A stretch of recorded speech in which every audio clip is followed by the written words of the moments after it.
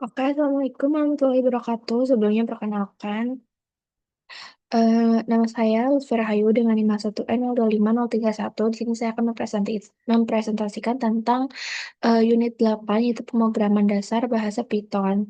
Yaitu di sini ada sejarah Pythonnya sendiri. Itu tuh merupakan salah satu bahasa pemrograman paling populer di dunia yang memiliki sejarah pengembangan yang menarik gitu. Kemudian bahasa ini pertama kali dikembangkan pada akhir tahun 1980-an hingga 1990-an oleh Guido van Rossum, seorang ahli komputer asal Belanda. Ia tuh merancang Python dengan tujuan untuk menciptakan bahasa pemrograman yang mudah dibaca, intuitif, dan efisien untuk para pengembangan. Keinginannya tuh muncul dalam pengembangan perangkat lunak. Oke, mungkin di sini saya akan langsung membacakan pengembangan dari unit 8.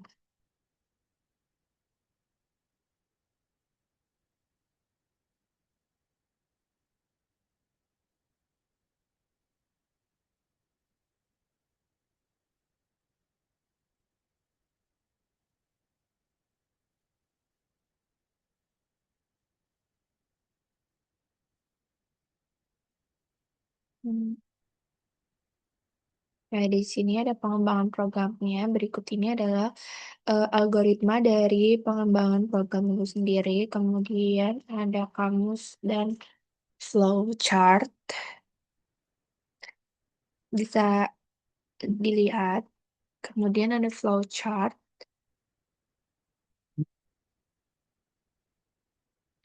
Kayak mungkin di sini saya akan membacakan fungsi dari source kodenya itu sendiri, yaitu untuk mengimpor library, ada import post, kemudian ada class convert mata uang, kemudian di sini ada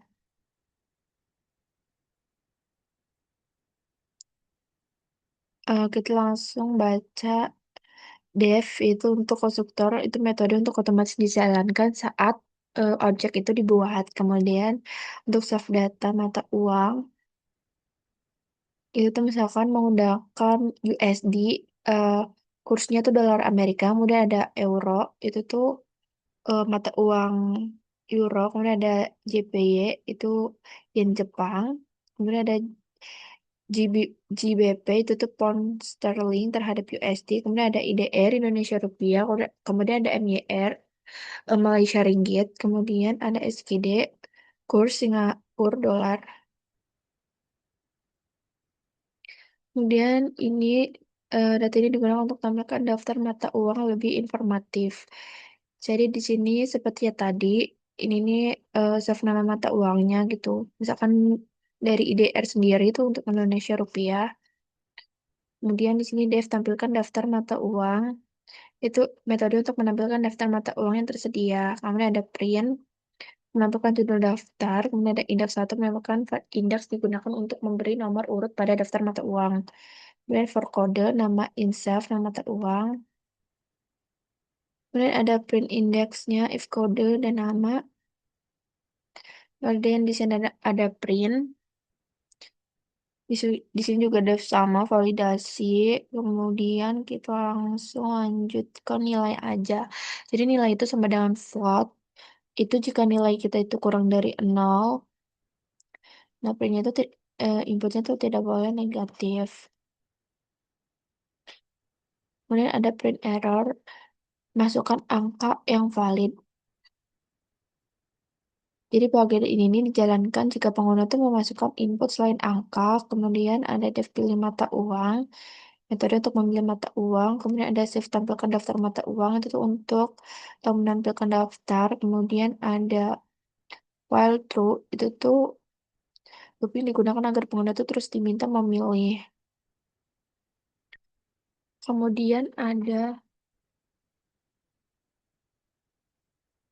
Kemudian ada pilihan input F pilih kode mata uang sektor, misal tuh kayak kita pakai USD.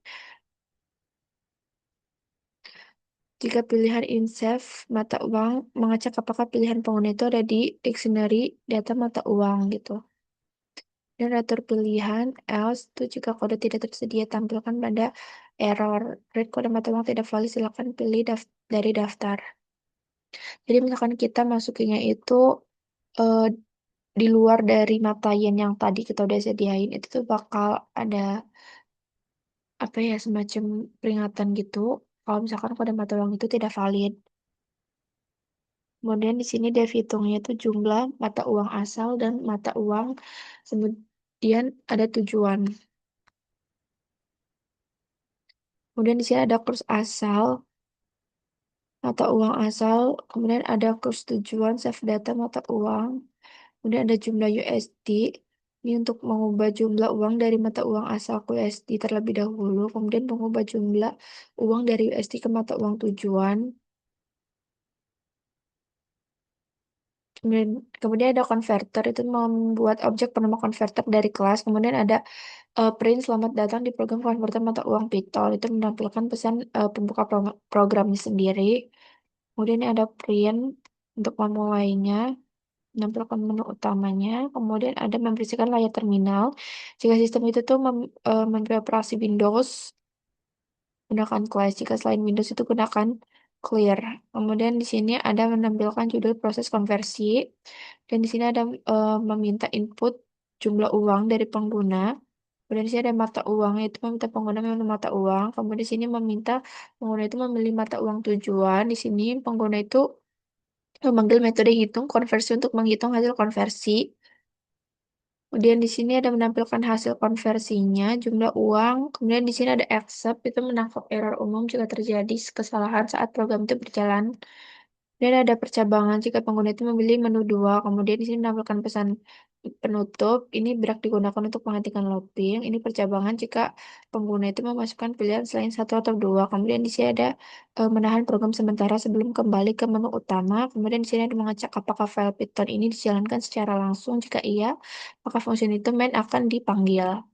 Dan berikut ini adalah penjelasan programnya. Jadi program konverter mata uang ini dibuat untuk pengguna bahasa pemrograman Python dengan menerapkan objek OOP gitu. Program itu diawali dengan mengimpor LibreOS yang digunakan itu untuk membersihkan layar terminal. Selanjutnya itu dibuat kelas. Kemudian data kurs mata uang, nama mata uang, validasi input, pemilihan mata uang, dan proses perhitungan konversi.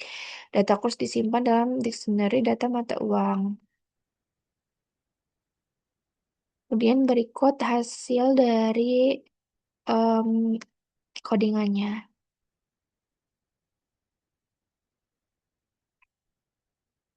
Dan berikutnya kita langsung ke Japer aja, karena Japer ada 7.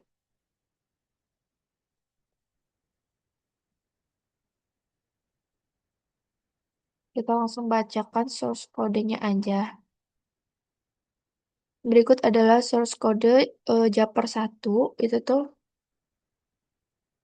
nilai, itu tuh meminta pengguna tuh memasukkan sebuah nilai dan mengubahnya menjadi tipe data integer. Kemudian if nilai itu untuk memeriksa apakah nilai habis dibagi dua, kemudian print untuk menampilkan pesan jika nilai itu adalah bilangan genap, else itu untuk jika nilai itu tidak habis dibagi dua, maka akan menampilkan pesan bahwa nilai itu bukan bilangan genap. Dan if nilai persen 3 sama dengan 0 itu memeriksa apakah nilai itu habis dibagi 3, kemudian print habis dibagi 3 itu menampilkan pesan jika nilai itu habis dibagi 3. Kemudian ada else itu jika nilai itu tidak habis dibagi 3. Kemudian print tidak habis dibagi 3. Kemudian akan menampilkan pesan bahwa nilai tidak habis dibagi 3. Kemudian if satu kurang dari sama dengan nilai kurang dari sama dengan 70 itu memeriksa apakah nilai berada dalam rentang 1 sampai 70. Kemudian ada print berada dalam rentang 1 sampai 70. Kemudian menampilkan pesan jika nilai berada dalam rentang tersebut.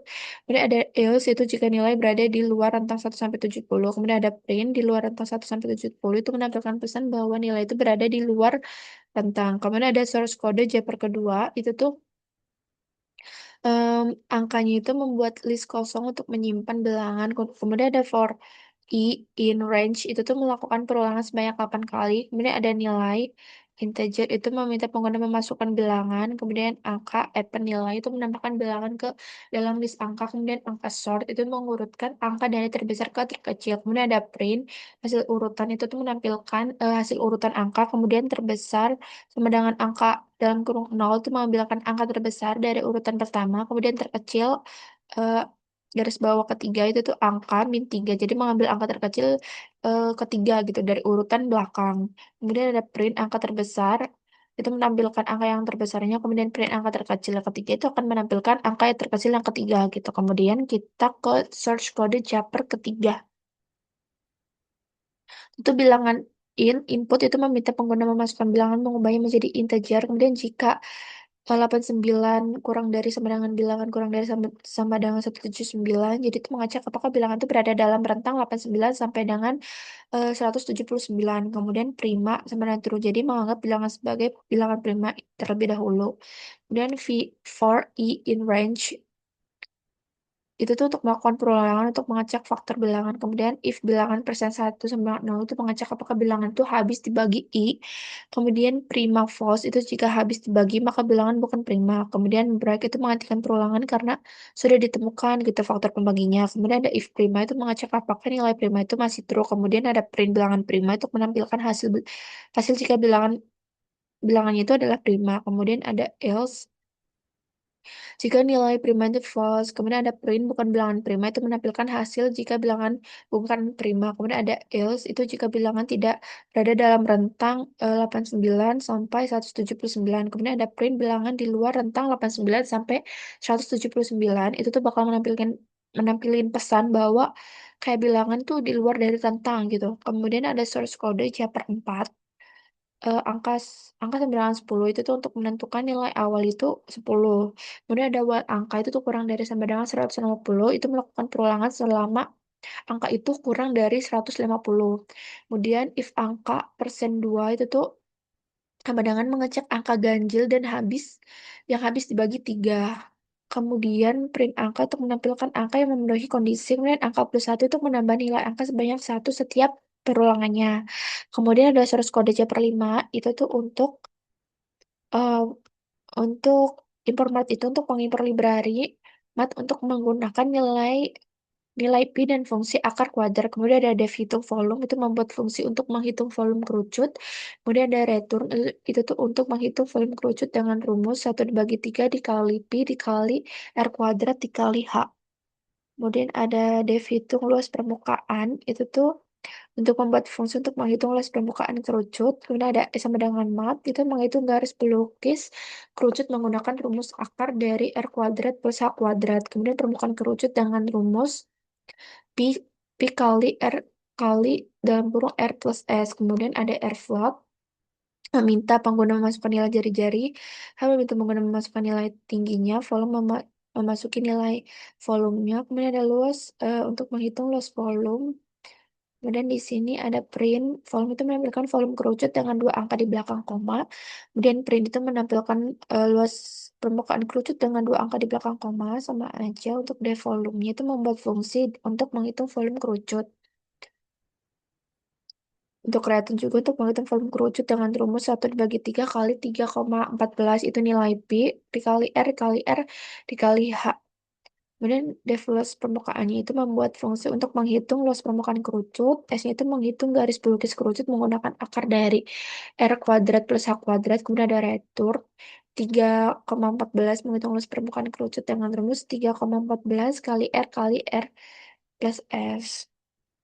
Kemudian ada source code Japar 6 itu tuh def gabung input itu membuat fungsi untuk menggunakan beberapa data input. Kemudian ada data satu itu meminta pengguna memasukkan data pertama, data kedua memasukkan data kedua, data ketiga memasukkan data ketiga. Hasilnya itu sama dengan data satu, koma itu ditambah data 2 ditambah data 3 itu menggabungkan data 1 data 2 dan data 3 dengan tanda koma. Kemudian ada return itu mengembalikan hasil pengguna data. Kemudian ada print itu memanggil fungsi dan menampilkan hasil fungsi data. Kemudian ada source 7 itu tuh source code konversi kecepatan PY. Def-nya itu membuat fungsi mengubah kecepatan, returnnya mengembalikan return, kemudian def membuat fungsi mengubah kecepatan mengembalikan konversi ke mili per jam untuk returnnya, def ke CM juga sama. Kemudian untuk source kode main PY-nya itu Form konversi kecepatan PY itu mengumpul semua fungsi dari file kecepatan PY yang ada di folder konversi. Kemudian meminta pengguna memasukkan kecepatan dalam satuan meter per detik. Misalkan print kilometer per jamnya sama dengan menampilkan hasil konversi dari eh, ms ke km per jam. Kemudian print ke mil jam ms-nya menampilkan konversi hasil dari meter per sekonnya ke mil per jamnya. Kemudian print cm per jam juga sama menampilkan hasil hasil konversi dari ms ke cm jam. Kemudian di sini ada langkah-langkahnya. Dan berikut adalah hasil dari Japar 1. Dari sini ada masukkan nilai. Kita akan masukkan kita masukkan nilai 9. Itu tuh bukan bilangan genap karena habis dibagi 3 dan berada dalam rentang 1 sampai 70. Kemudian di sini ada hasil program Japar 2 itu tuh masukkan bilangan ke 1, masukkan bilangan kedua, 50. Ini kalian bebas masukin angkanya berapa aja. Terus nanti bakal ada hasil urutannya dari yang terbesar ke sampai yang paling terkecil. Kemudian Japar 3 itu tuh di sini masukkan bilangan prima 151. Ini berarti bukan bilangan prima. Kemudian di sini itu untuk menentukan awal melakukan perulangan sampai angka 150 kali, mengecek dua konvensi, dan menggunakan operator N. Jadi di sini akan mengulang sampai 150 kali. Maksudnya batasnya sampai 150. Kemudian ada hasil dari Japer 5 itu tuh misalkan masuk jari-jari 5, masukkan tingginya 13, volume kerucutnya 30, 340, kemudian luas permukaannya 297 tiga ini dari hasil masukin jari-jarinya 5 dan tingginya itu 13. Kemudian di sini hasil Japer dari 6 itu tuh seperti kita memasukkan nama data 1, nama data 2-nya hobi, misalkan sering ke pantai, dan ketiga itu memasukkan nama pindah saya itu Fakultas Teknik Unsur gitu. Jadi nanti bakal digabungin hasilnya. Kemudian hasil Jabar 7 itu seperti ini. Seperti masukin kecepatannya itu 30 meter. Kemudian km per jamnya itu 108, mil per jamnya itu 67,10 sekian-sekian. Kemudian cm per jamnya itu 10 sekian-sekian. Oke, mungkin segitu aja dari saya, unit 8. Terima kasih.